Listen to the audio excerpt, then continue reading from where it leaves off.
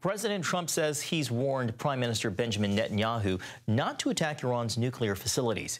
As CBN's Chris Mitchell reports from Jerusalem, Trump says he wants to avoid military action while the United States is still negotiating with Iran over the development of nuclear weapons. President Trump made the statement in the Oval Office. I told him this would be inappropriate to do right now because we're very close to a solution. Now, that could change at any moment, could change with a phone call.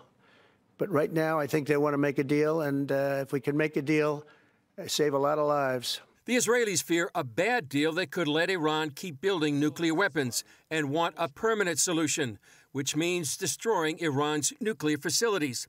But Trump still seems to believe such a violent solution can be avoided. There are only two outcomes. You know what the two outcomes is: a smart outcome and there's a violent outcome, and I don't think anybody wants to see the second, but I think we've made a lot of progress, and we'll see. As for the Iranians, one of their top military leaders says the regime is ready to take on and defeat the U.S. if Trump decides on using military force.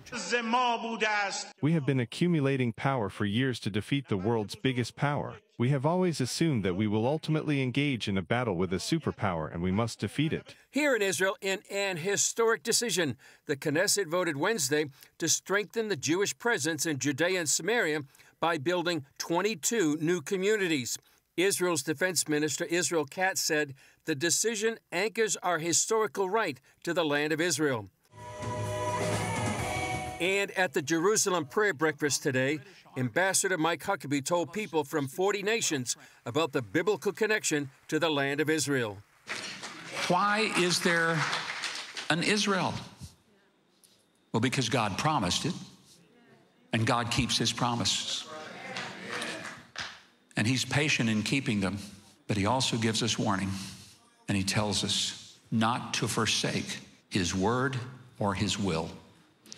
And we come today to remind all of ourselves that should we stand against God or his purpose, we will pay the consequences. Chris Mitchell, CBN News, Jerusalem. All right. Thank you, Chris. Terry, over to you.